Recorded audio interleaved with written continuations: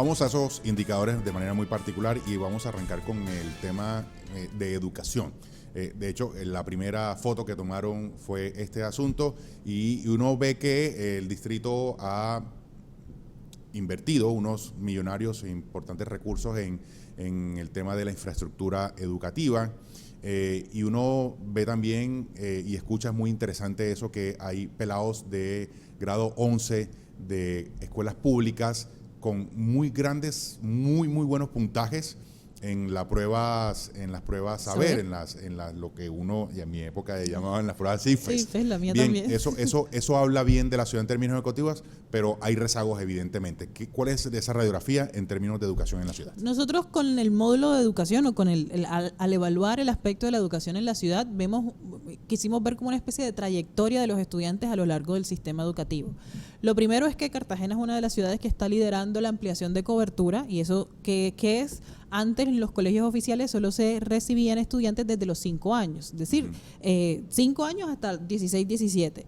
Desde hace unos 2-3 años, ya desde nivel nacional, se estipuló que los colegios los oficiales, podían empezar a recibir niños desde los 3 años, 3, 4, 5 años. Y es Cartagena quien más ha habilitado instituciones educativas con esa ampliación de cobertura, sí, incluso logrando la meta que se tenía como ciudad en el plan de desarrollo.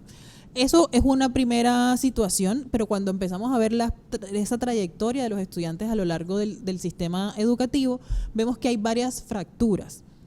Por ejemplo, cuando vemos la cobertura, hay una cobertura que que es muy técnica, su nombre es cobertura neta sinestra edad, que al final lo que nos muestra es cuántos estudiantes están cursando el grado que les corresponde por su edad. Es decir, que con 5 años yo esté en preescolar y que con 16, 17 esté en grado 11. Vais a graduar. Esa tasa de cobertura llega al 91%.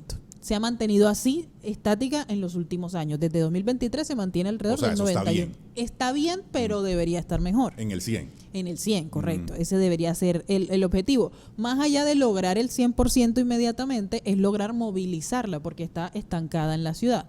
Y eso esconde entonces otras problemáticas, la deserción escolar. Tenemos el 3% de la matrícula que deserta, y eso es una reducción en relación al 2024. Sin embargo, todavía nos falta por cumplir la meta que se propuso en el plan de desarrollo. Claro, porque además también uno se pregunta, bueno, listo, se van del colegio, es decir, no forman parte del sistema educativo, ¿y qué se quedan haciendo? Eso es una gran pregunta para saber. Y ahí hay unas cosas particulares, porque la deserción se configura principalmente en preescolar, y el niño de 5 años, la niña de 5 años no toma la decisión, correcto. Entonces ahí se empieza a acumular esta edad, porque en el mejor de los casos el papá o los estudiantes vuelven a estar dentro del sistema educativo, y ahí empieza otra, la repitencia, la reprobación y la repitencia. Ahí es donde está el 9% de diferencia. Ahí empieza a sumar ese 9% de diferencia. Los estudiantes se empiezan a quedar en la trayectoria educativa, en preescolar sobre todo por deserción, y en secundaria principalmente por la repitencia, y empiezan a acumular esos años. Los años. Ya cuando por fin estamos en grado 11, tenemos estas pruebas que hacemos todos los que cursamos por la educación básica, y en Cartagena no podemos desconocer que ha sido una ciudad que ha pasado por situaciones muy críticas en lo de cobertura, lo de calidad educativa. Sí.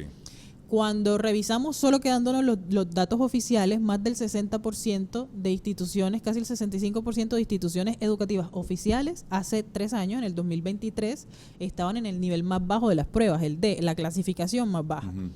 Pasamos a tener el 49%. Tú dices, el 50% todavía es muy crítico que la mitad de las instituciones educativas estén en el nivel más bajo, y sí, pero son 15 puntos menos en 2 años. Entonces sí se ve que la ciudad ha logrado movilizar, está logrando movilizar esos resultados críticos de calidad educativa.